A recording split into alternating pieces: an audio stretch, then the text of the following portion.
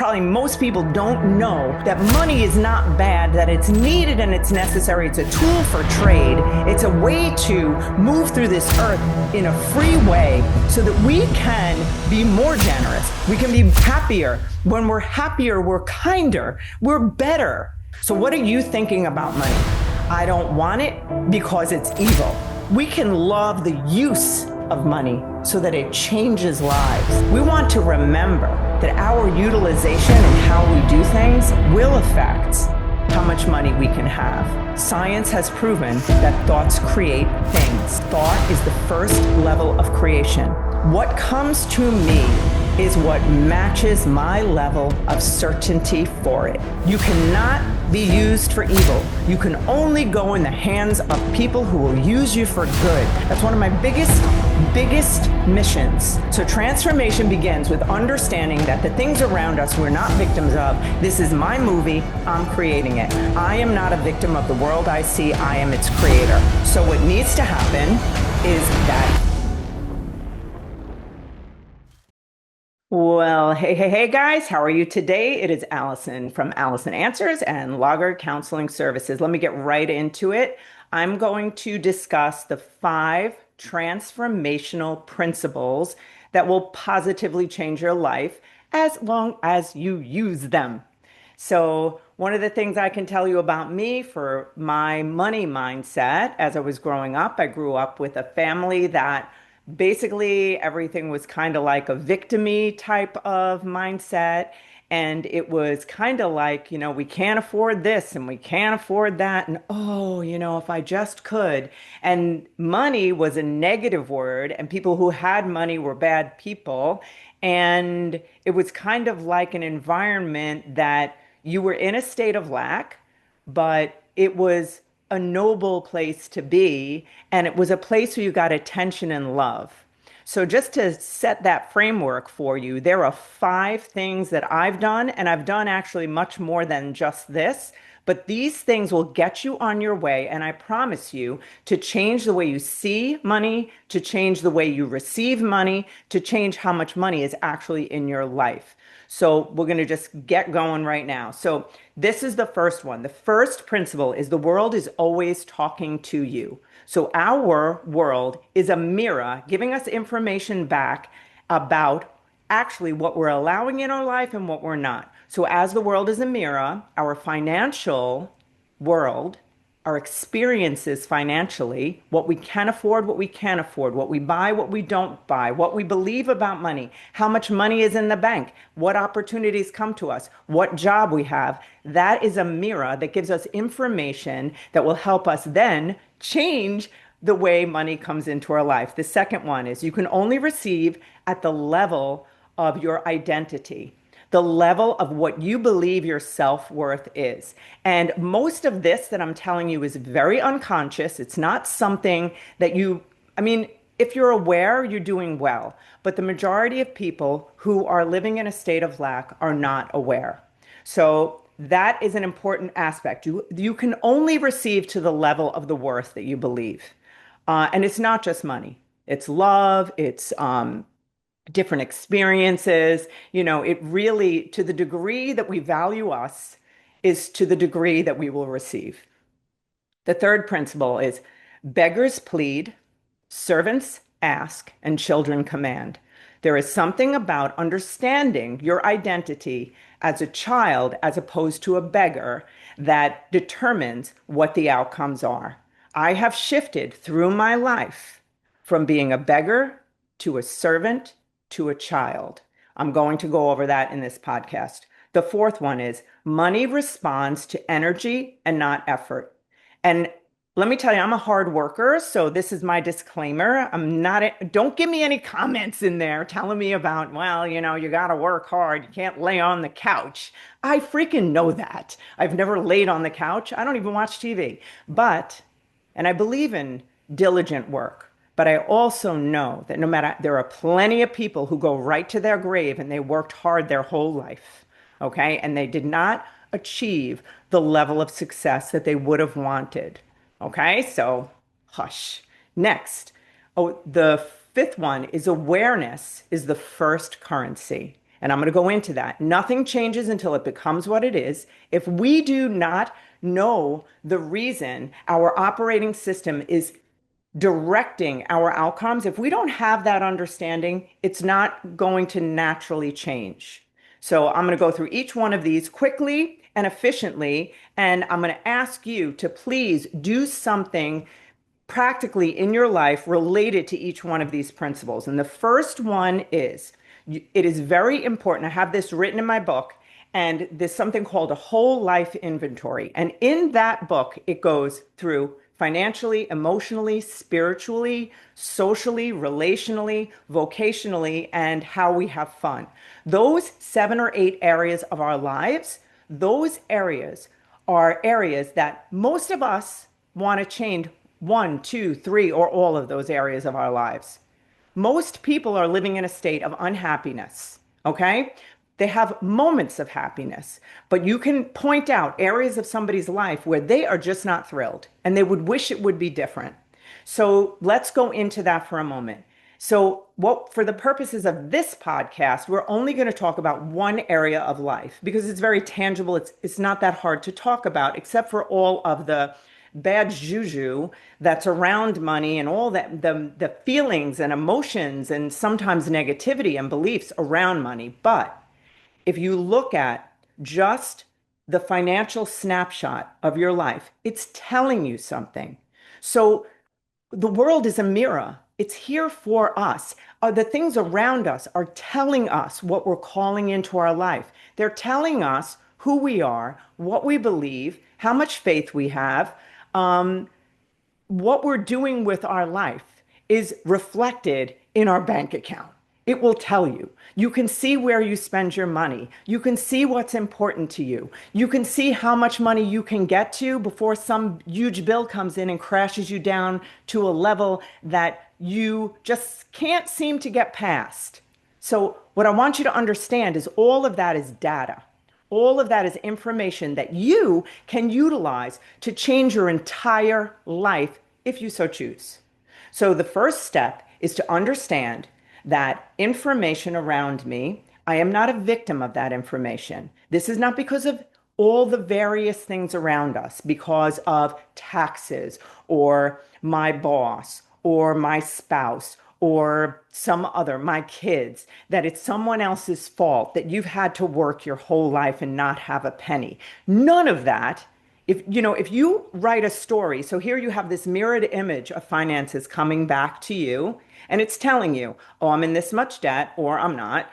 I have this much amount money, I have this much and I want this much, and I can't seem to get this much, whatever it's telling you. Then usually what is around that data is a narrative. It's a crafted movie that we have created around it.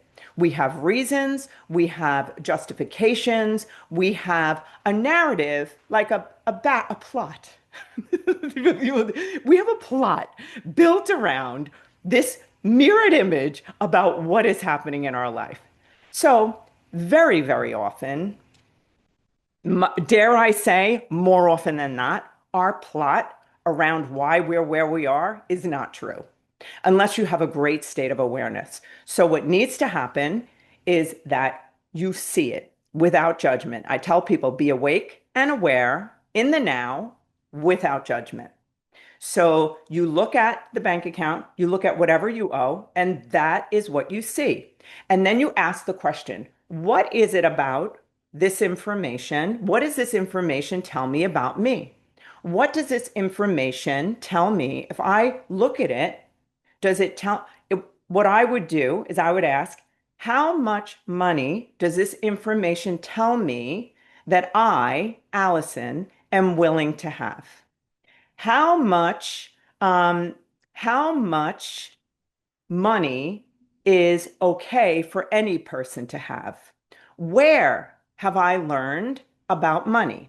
Now, what you want to start to understand, I do this with most areas of my life. If I have an experience in my life that is very uncomfortable, and we all do, God, regularly, don't we? We have all these experiences, right? It could be a money, it could be a relationship, it could be all different kinds of things. But if you take the data, this happened, what I like to do is I say, okay, I'm drawing this kind of a thing into my life, and I need to understand what is it about me that I am drawing this in. So it's telling a story about me instead of me consistently ignoring it, telling another story, saying this is just, oh, this is what it is. I hate that statement. No, it's what you make it. It is what it is a passive way of making things okay, unless you're utilizing it as a state of acceptance and then a movement into transformation. So transformation begins with understanding that the things around us we're not victims of. This is my movie. I'm creating it. I am not a victim of the world I see. I am its creator. Second, and if you relate to any of this, please put tell me about it. Tell me about it in the comments, like, subscribe in YouTube. Please let me know if this is an area that you're going to work on. I want to be interactive with you and find out how I can help you further. The next one, number 2, you can only receive at the level of your worth. So we will never let in any more than we believe we're worthy of. So there's different factors in that. We have learned things about money. So if you stop for a moment, in my inventory in the book, I ask people to ask them, what did your parents think about money? How did they talk about money? How much money did they have? Did they believe that money was hard to get? Did they believe that you should struggle and be upset over money? Did they fight over money? Remember that anything that is attached to or coupled with a concept like money. So if I have an emotional experience that is around money, like hear my parents screaming and yelling around money, and then what will happen is my nervous system and my neurological wiring, things that fire together, wire together. So they become stacked. They become cousins, friends. So if money then becomes people with money are greedy, people with money are selfish, there's not enough to go around. What is the messages that you've received around money? And when you understand that, you can then begin to rewire that you can ask yourself, do I want to believe that? What is actually true? So most people think that they have a money problem. And our culture loves it. Like everybody's like, oh yeah, I have a money problem. And like people are like, yeah, me too. You can get on any line and talk about that, right? But the truth is that we have a value problem. We have a personal value problem. And listen, I'm not saying, we're wired from the time 0 to 7 years old. We're in a theta brainwave, and our value is being established then, before 10 years old. Our value is being established, and all we do as good little citizens of our family is follow that belief system. But you know what? We're grown-ass people now, and we don't have to follow it anymore if we don't want to. If you want to continue to follow a childhood programming or a programming that you think is not worthy, is not good for you, is not good for your family, is not good for society, it's something to consider. So now, money is an amplifier. So it's like it's going to magnify what you think you're worth. Do you ever notice that the thing you want to look at is how come you can get to a certain amount of money and then all of a sudden you have the huge bill? All of a sudden you have like, oh, you know what? I just can't seem to creep past this number. I don't know what the hell's going on. Well, it's a pattern. That's why people are like, I don't know, I keep ending up with the same kind of person. Well, maybe stop looking at the person. Maybe stop looking at, I don't know, this is just what life deals. And how about looking at yourself and saying, what am I orchestrating here that is creating this outcome repeatedly? I'm certain of this because I've been on both sides. I know what it's like. And I believe that we will only climb to the height of the value we believe we are. So next, people, here we go. Until you expand your self-concept, and any financial gain will eventually shrink back, right? And match your self-image. So it's like we've heard all different kinds of things. Don't be scared by this word I'm going to use, psycho-cybernetics. Basically, all that is that our thermostat in our life. If you go in your room and you have your thermostat set at 60, which is cold, let's say you have it set at 60, and then you want to make, then all of a sudden no, let me change it. Just it's set at 70, and then you open all the windows when it's freezing out, and it goes all the way down to 65. Your engine in your in your house, whatever the furnace, will pump harder and get it up there, but it will creep back regularly to whatever it's set at. So what you want to remember is wherever your set point is for what you believe about your worth, what you believe about relationships, even in relationships that you're in. I've discussed this with you that we have scripts that were programmed. So we have something called a change back move, and our body, everything within our system wants to maintain a baseline. So whatever our baseline is, so let's say there's a certain amount of money that we will tolerate. Our body, let's say we get a whole bunch of money, right? We will find a way to spend it because our body will pull us back to the baseline of lack if we continue to believe that and do not change that set point. The third thing, I love this. I live by this. I tell myself this. Beggars plead, servants ask, children command. I can tell you with 100% certainty, because I live it, that when I switched from beggar to servant, my life amplified. However, when I switched from servant to child, think about a child who has authority, a child who owns the land, a child who has say, certainty, faith, believes. If I say to that mountain, jump into that ocean, it's going. And I have developed a sense of certainty, a sense of faith that I believe that if I make a decision, my brain is a goal-driven machine. As long as I stay on course, I know it will happen. Now, I'm not talking about something that's completely out of control and far-fetched, but I've seen that too. I can't lie. But for the purposes of just this, what comes to me is what matches my level of certainty for it.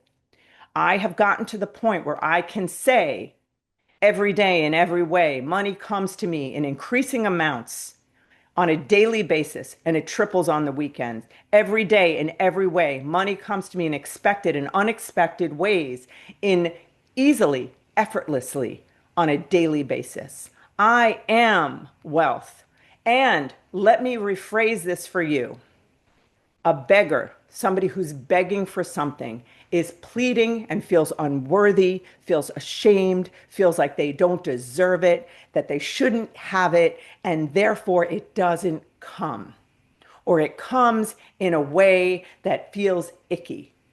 A servant is someone, if you look, a servant work hard but still believe provision must be earned. And I do believe that we have to work for things. And I do believe that there's like a reciprocity and there's something. So one of the things that I will do with the book Think and Grow Rich, which I have used and read several times and underlined it a million times. If you haven't read it, I strongly suggest it. So basically, in there, I have my little cards that say, I now have in my possession this amount of money or this experience. And in return for that, I do my highest honor good. I serve people to make their lives better. I expand Lager counseling services and train, hire, and develop as many people as I can to help as many people as I can as an act of service with integrity. So I will say that, on this day, whatever, I have this amount of money, and in exchange for that money, these are the things that I do, right? So there is something about, interacting with how things come to us, right? Because that creates so much like integrity. But I believe it needs to be done with integrity. I want to say something about money. Okay. I have had interactions with so many different people, so many walks of life, so many different people who will say, I don't really need money. I'm good with what I have. Or you know what, money is, other people need it more than I do. You know what, people who have money are greedy, oh, who do they think they are? And I have so many things to say about each of those comments. But one of the things, and I think I probably felt that way when I was younger. I remember when I was growing up, like a young, like maybe middle school, and I remember kids in the neighborhood would go after cars that were beautiful and nice, and they would like scratch them and do things to those cars because they believed they were wealthy people and they were bad, which is an interesting cultural thing from where I grew up. And this is the thing. I have so much to say about this, but the way that we perceive this, I use this example. It's kind of like somebody who's going to build a house. And we know the tools, the materials, and all the things that people need in order to build a house. You need sheetrock, you need plumbing, you need electric, you need all of the different various like items. You need nails, you need a hammer, you need probably a nail gun, not a hammer. The point is that it's kind of very similar to somebody saying, okay, I'm going to build a house. But you know what? I don't need that much sheetrock. I don't really need many nails or, let me just use a hammer instead of a nail gun. You know what? We don't need insulation. It's okay. Somebody else needs it more than me. The point is that money is not, it's a tool. Money is something, money is as good as the good it does. Money is as bad as the bad it does. So I have a practice that I do with money. If I give a tip, that tip is blessed. I command that tip, that amount of money, that can never be used for evil. That whoever touches that money, wherever it goes, all over the earth, wherever it lands, that every person who has access to that money, that they are blessed and that goodness, it can only be used for goodness. I look at my money and I go, okay, soldiers, I'm sending you out. If I get a big bill that I'm unhappy about, I'm like, thank you. Now I get to send out my soldiers into the world to do good. So now let's say you don't want to pay that bill. You just change your mindset. I'm like, you know what? Thank you for that very large tax bill. Look at all of those soldiers I'm going to send out, and I command them. I command you, soldiers, to go out. You cannot use any. You cannot be used for evil. You can only go in the hands of people who will use you for good, who will heighten the way the earth runs, who will heighten the way people are treated, who will take this money and use it to transform lives and make the world a better place. Now, who should have money? Should it be people who are going to use it for evil?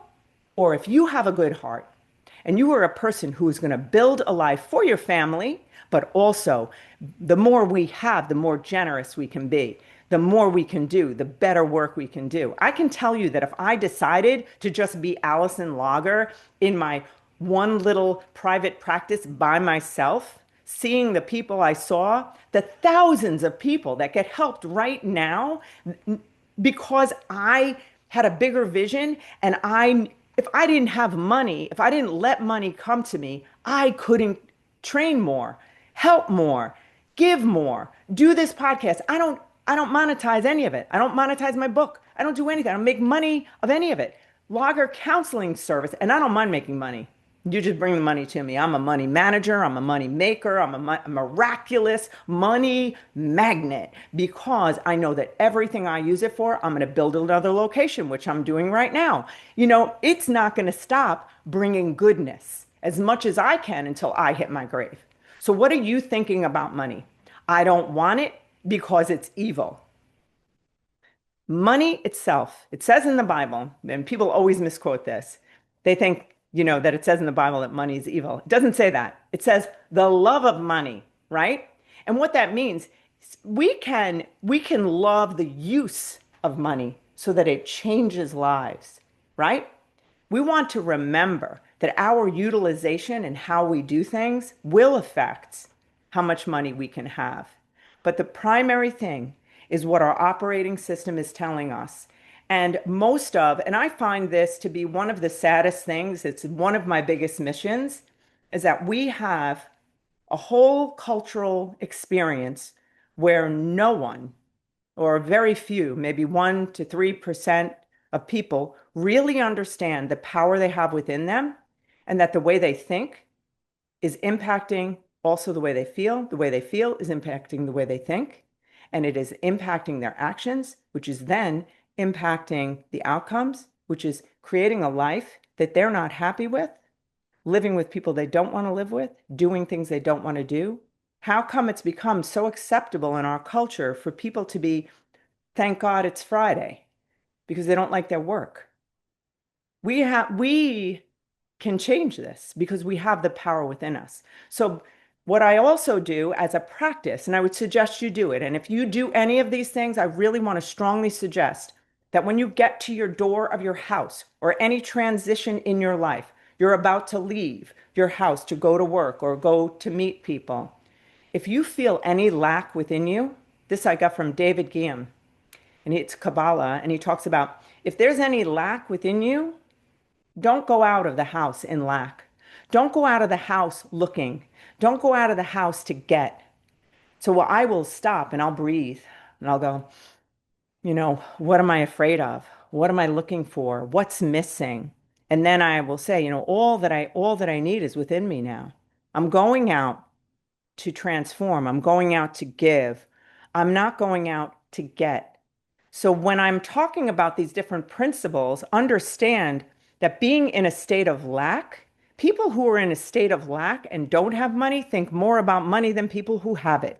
Because then you really don't have to think about it because you can just do the work that you want to do to help people to be present, to add value to this earth. So as we move on, next, money responds to energy and not effort. Hard work does not equal wealth.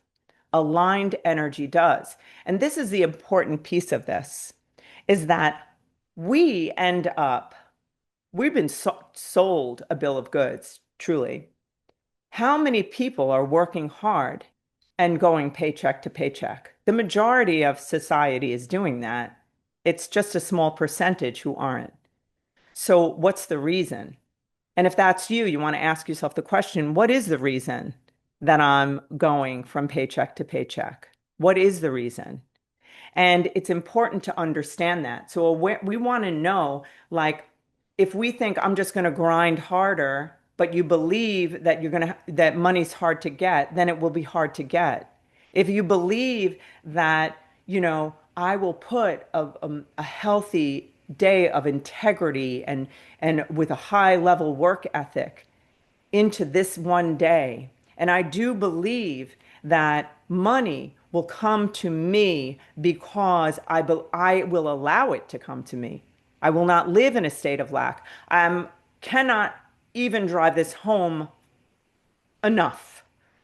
I tell the people who work with me, I'm like, listen to the first three words of every sentence you say. I can't afford it. I'm not blah. Oh, I don't know how. But all of those things are being put in the air. Sound waves never die. We know science has proven that thoughts create things. Thought is the first level of creation. What you think about yourself, money, that it's good, bad, that it slips through your fingers. I don't know, it just slips through my fingers. It's going to slip through your fingers.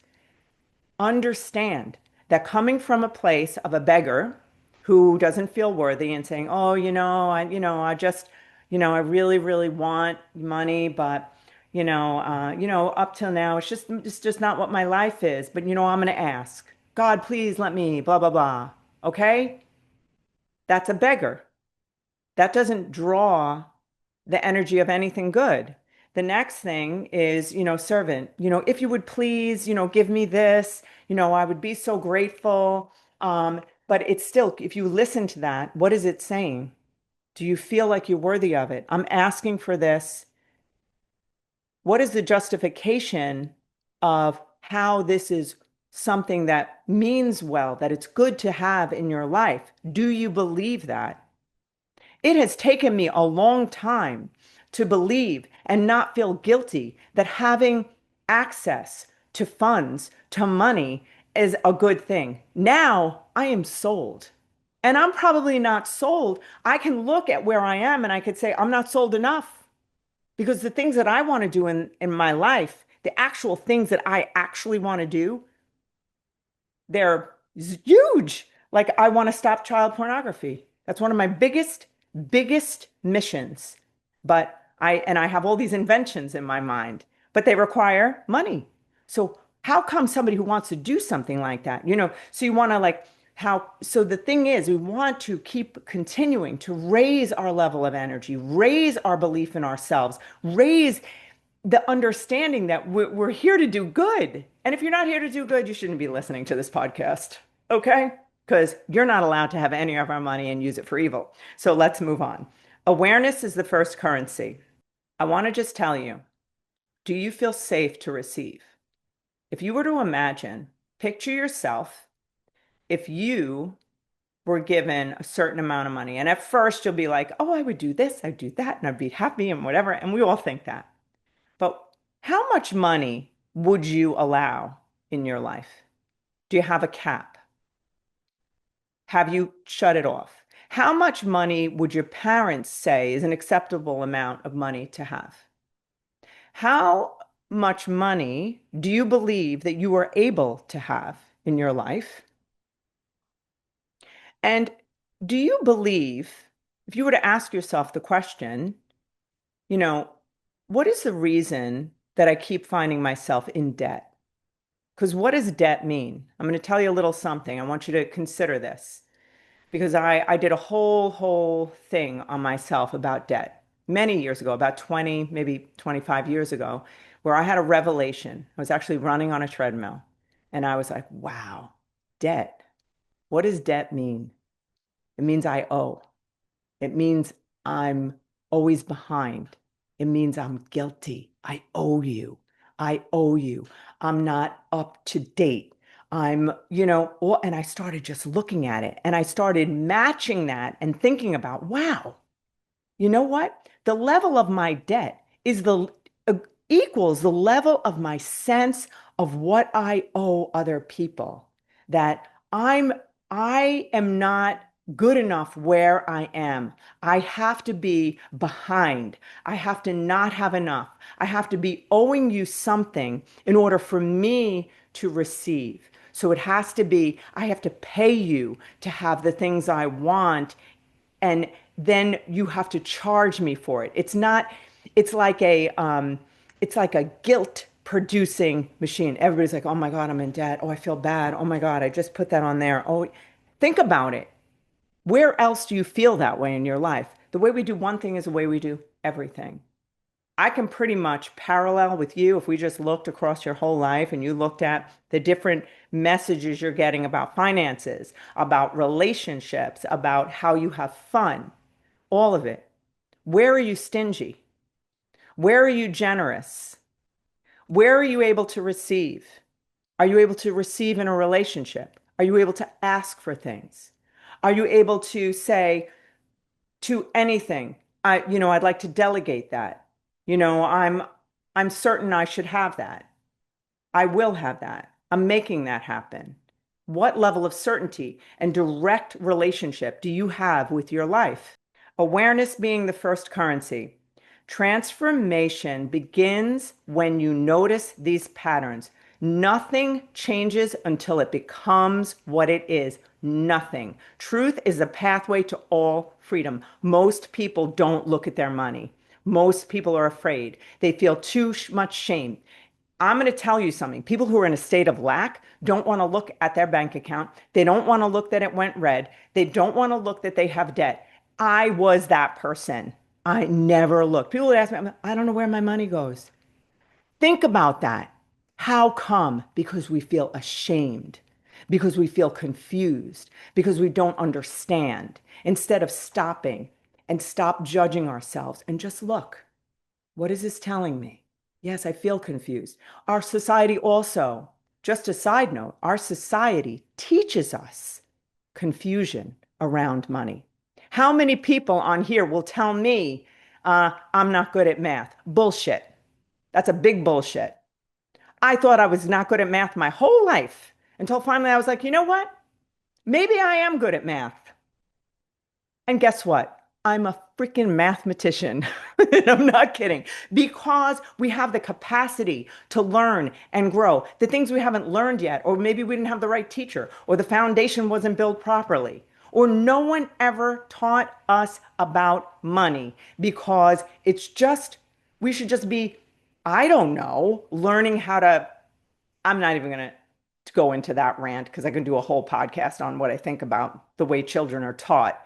So, how come children are never taught the power that they have? How come children are never taught about how to use their thoughts and their feelings to make a life that's better for themselves? How come no one, probably most people, don't know about how that money is not bad, that it's needed and it's necessary. It's a tool for trade. It's a way to move through this earth in a free way so that we can be more generous. We can be happier. When we're happier, we're kinder, we're better. But we're taught to struggle, to fear, and it's fed to us. It is fed every single day, everywhere, and everybody's agreeing upon it. And I don't agree because I am certain. Because one of the cool things about the work I do is I know we do good. So I love that. I know we do good. What about somebody who doesn't know? They're like, okay, I have a construction company and I haul junk, but they make a lot of money. So then they could say, oh, I don't know if I do good. But yes, you're an asset to society. You're an honest junk removing person. We put all these labels on things. How about it's okay for you to have money? What kind of a person is it? Is there something wrong with that? Another thing, think about this is one of the things I think about. I think it's the coolest thing ever. Look at the way fruit comes on trees. So everywhere we look, everywhere, there's abundance. But we whether we choose to see it or not, there's like gazillions of stars. There's endless sky and air. There's endless, endless beauty. If you look at the birds and the trees and the flowers, there's abundance everywhere, magnificence everywhere, and we fight it. I think about an apple tree. I grew up I had a house on the water when I was growing up, and we had like every kind of fruit tree. And my whole life, I was stepping on rotten fruit, like just freaking everywhere. Pears we had apples. I'm trying to think. We had so many things, berries, all these different things. My point in that is that I never thought about that a tree overproduces. And we have come into the mindset that we just can get this little bit because that's all we can have because there's not enough to go around. Bullshit. There is enough to go around. There's a lot, and I am not being insensitive, just to be very clear. I know there's people that are suffering, that are starving, and there's a lot of things that are happening on this earth. But that does not mean that we should not create, we're not taking it from someone else. They did a study, and I may butcher it. I'm going to look it up and maybe I'll put it in the show notes to make sure that I don't misquote this. But there was a study with the amount of people on the earth and the amount available, money and funds that each person on the earth, now I think I heard it was a billion, but it may be a million, but every single person on the earth could be abundant.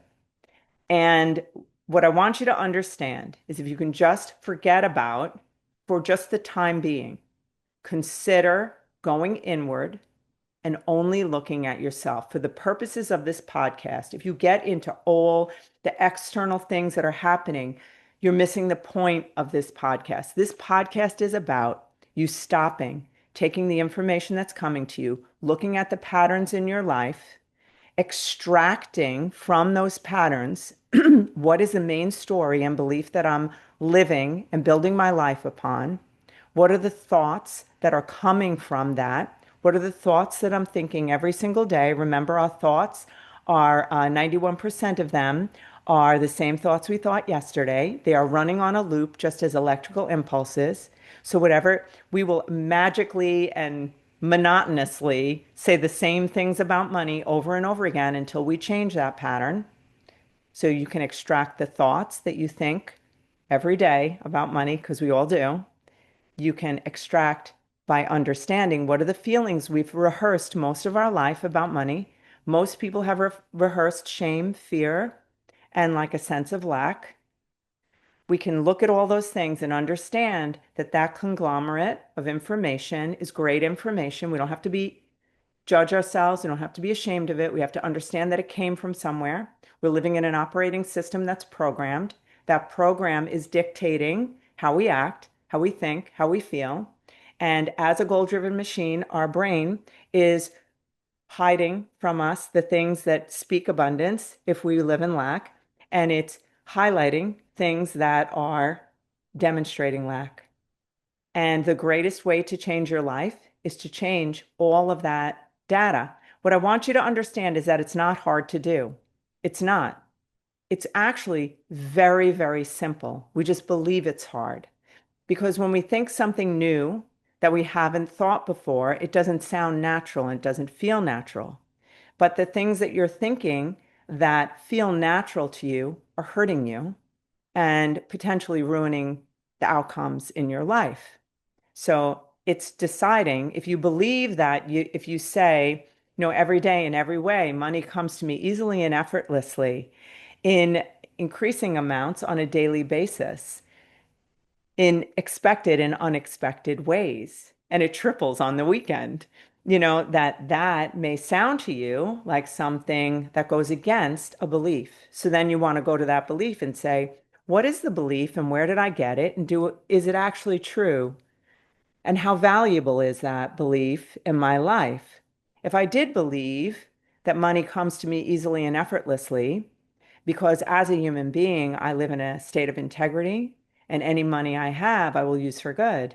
If I know and I understand that, and I believe that, could I shift the outcome of my life? I know you can.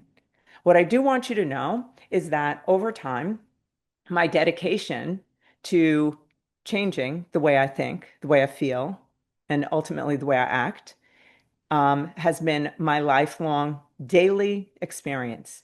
So I don't find it hard. I find it exciting, adventurous, incredible because I have learned, I actually just today was praying and commanding as opposed to begging for something. I was commanding something to happen. And what happens is that the more you believe and have certainty in what you're commanding, I was like, and the thing I was commanding was a good thing. And it was for like to hire talent, like a certain kind of a person to work here. And the atmosphere you want to have, the attitude you want to have, which I did have. I pray it, I put it out there. I feel certain. I don't have any doubt that it's going to happen. I don't care when it happens. I surrender. It doesn't matter. It's like a kid. Picture it this way. Your father buys you a bicycle when you're 4 and he's building it. He's putting it together and you keep going up to him, Dad, Dad, Dad, is it finished? Is it finished? Is it finished? And it's keeping him from getting it done because it's interrupting. No, it's going to be a little while longer. And you feel all the anxiety and you want it now and all that stuff. Think about, so you're begging a dad or asking a dad or all of that. There's all different variables to that. So you could have begged your dad and believed you wouldn't get it, and maybe you didn't. Or you could have asked your dad and didn't feel as free or comfortable to ask. Or you could have said to dad, could I have a bicycle for Christmas? And you know he's going to get it. But then while he's putting it together, you're like, oh, when? Is it now? Is it now? What I've learned is that I ask with certainty as a child who completely believes in the power, and I also surrender because I know that if the thing I ask for, it's already out of my mind. I'm not thinking, I'm always surprised when the thing comes. I'm like, oh, it did come. I did ask for that because I'm in a state of trust and certainty that whatever comes, or if it doesn't come, or if it's 5 years down the line, I'm always excited. I'm like, wow, it came. That's so cool. And I forgot about it. So it's kind of like, Dad, oh, you got me the bike. Awesome. And then you go off and play and you know the bike's coming. You don't have to think about it. You understand? So it's kind of like that. There is a whole different way you can go about doing what you're doing and change your life incrementally with one thought at a time. I want to encourage you with this very important thing.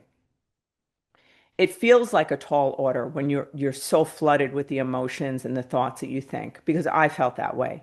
The only reason I'm able to tell you this and to tell you that it actually works is because I have incrementally done it and changed systematically the way I think, feel, and act over time, and the money that came in my life matched it, and I'm sure of it. I can say, and the kind of people who came in my life also. So money is currency and it's energy. So is people. So you also will notice this, and I'll do this on another podcast, just about the evidence and the mirror of who is in your life and who keeps coming into your life also tells you who you are, because we attract who we are, not what we are. We attract who we are, not what we want. And we're shocked and surprised. Why does this keep happening to me, as opposed to this is happening for me as a mirror to show me. So if like I attract like people different, whoever, it could be an employee, it could be, whoever, a social situation. If I attract someone who is acting a certain way that I don't like, my first stop is, do I act like that? I want to know. Usually it's true. It does a part of me. Or the other part is, do I act like that? Or do I not believe I'm worthy of someone who doesn't act like that?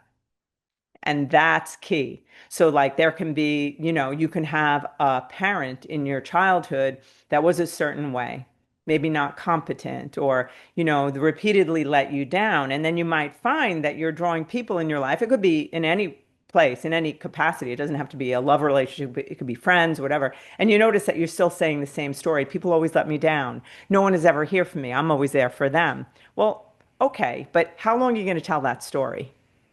And ask the question, what is it about this situation, about this person? How come I'm drawn into it? And am I only seeing what I'm not getting? And am I, when I'm giving, is this a currency? Is this a trade? Like if I'm giving something, what is it? That am I giving because I need to get? Like what's true? And we can really find out a lot about ourselves when we stop tinkering around outside of ourselves, blaming people, place, things, the job, the money. I don't get paid enough. Oh, well, maybe you spend too much.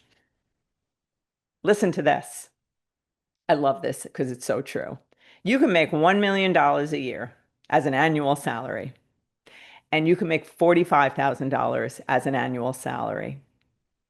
And if you make $1 million and you spend $1,005,000 a year, you're in debt. And if you make $45,000 and you spend $35,000, you have more money and you're wealthier than the person who makes $1 million. That is a fact. Stop blaming how much you make, because the more you do well with what you have, the more you manage it and believe in yourself, the more it comes to you.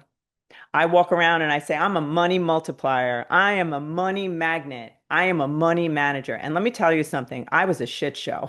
I was like, did not know how to manage money. I was like, would be in debt. I'd buy like clothes and like because, oh my God, how did this happen?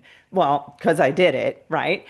And then it would be like, I didn't understand it and I believed it was confusing and I always felt bad about myself until I said, you know what? I'm a money man. I'm going to learn how to manage money. And now I do. Anything I don't know, I'm not going to be afraid. I'm not going to be confused. We're taught to be confused about money.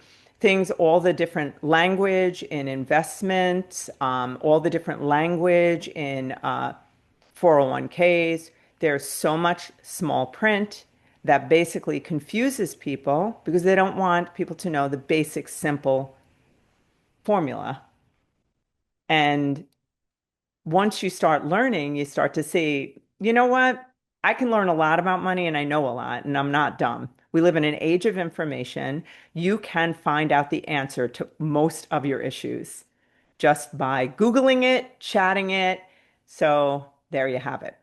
So let's just hone in on the summary here. I do want to ask you to please let me know what actionable step you're going to do over the next week. If any of these things like reverberate with you, if there's something that resonates with you. So here they are again. The world is always talking to you. So what I'm going to ask you to do, here's one thing you could do.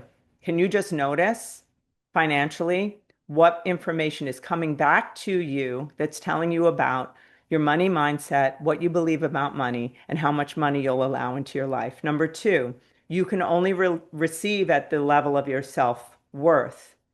So I'm going to ask you to be willing to expand your self-concept and any financial gain eventually, like to look at what has my self-concept been telling money about how much I can have? What is my what does the money I have say about how much I feel like I'm worth? And draw that connection. The next thing, beggars plead, servants ask, children command. Ask yourself, where am I operating? How much am I operating in lack as a beggar, as a servant? And how much do I see myself in certainty as a child who lives in the house and believes they have access to all the things that their parent has? Notice that in each area of your life, but notice it specifically in finance. And when you do notice that, what level you're at, commit to moving to that next level. What would that look like? And I don't know if you care, you can jump from beggar to child just to understand what the elements are. It means I have certainty. It means I have trust. It means I let it go. It means I I believe I can have it. I use the power of decision to decide to have something. Notice how that feels in your body. The next one is money responds to energy, not effort.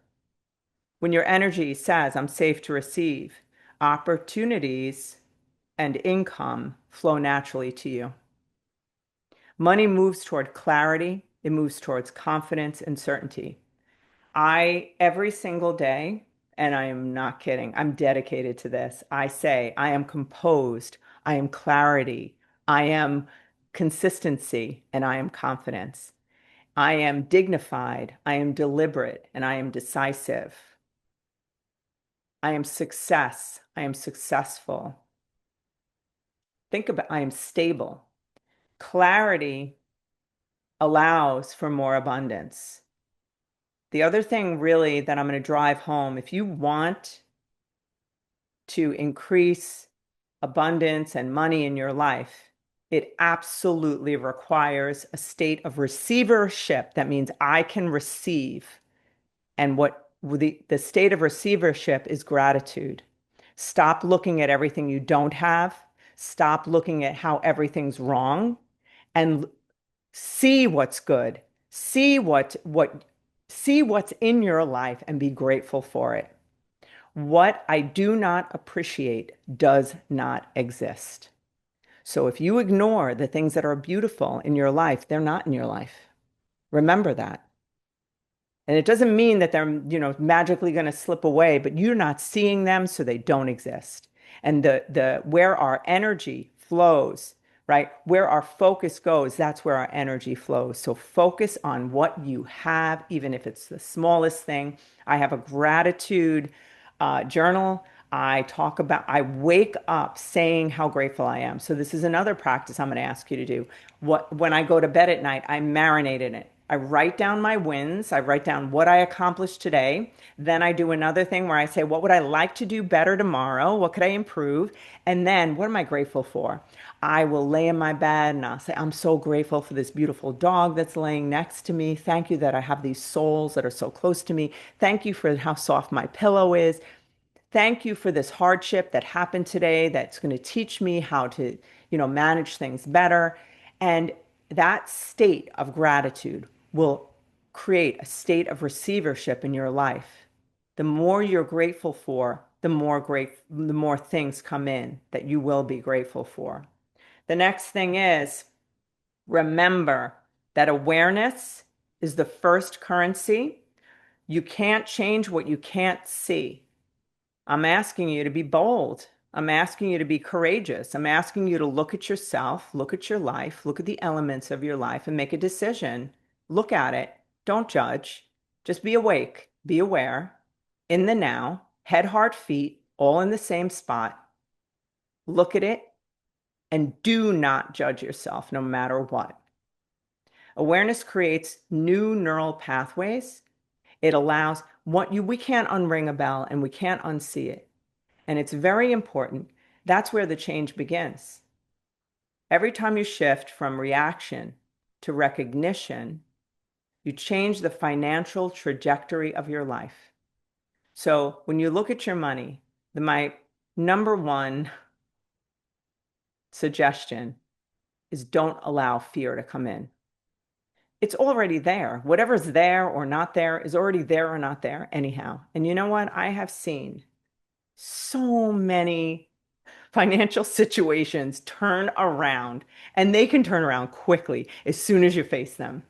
You can call your debtor, people, as long as you face it, you're good. Put yourself on a plan and you can work it out, but face it. And then make a decision about what are the things you're going to do internally to change your wiring so that abundance and the things that you want in your life will come to you. Each of these principles will change your life, and there's a lot more. So I would love if you would be so kind. It would be such a blessing to me. I don't monetize my podcast. I'm the real benefit I can get from you, and if you would do that for me, is I would love it if you would like, subscribe, and also leave comments, because then I can feel like the interaction between us. What I have found is that the level of listeners, and I have top 3% globally that people listen, but it does not in any way match the followers on YouTube and subscribers. So if you would just be so kind to subscribe and to let me know, what it is that you would love for me to talk about, or what you've applied to your own life, and if you've seen anything really great happen, or if you haven't. Also, I'm here to give you more suggestions. You can find me on Instagram at Alison Answers. That's Alison with one L. You can find me at Lager Counseling and Instagram, also on Facebook and TikTok. But Lager Counseling is lager like the beer, Lager Counseling. So until we meet again, I would just love for you to not forget that you have the power to change your life. Just like Dorothy, you've had the power within you all along, my dear. Click, click. Be blessed.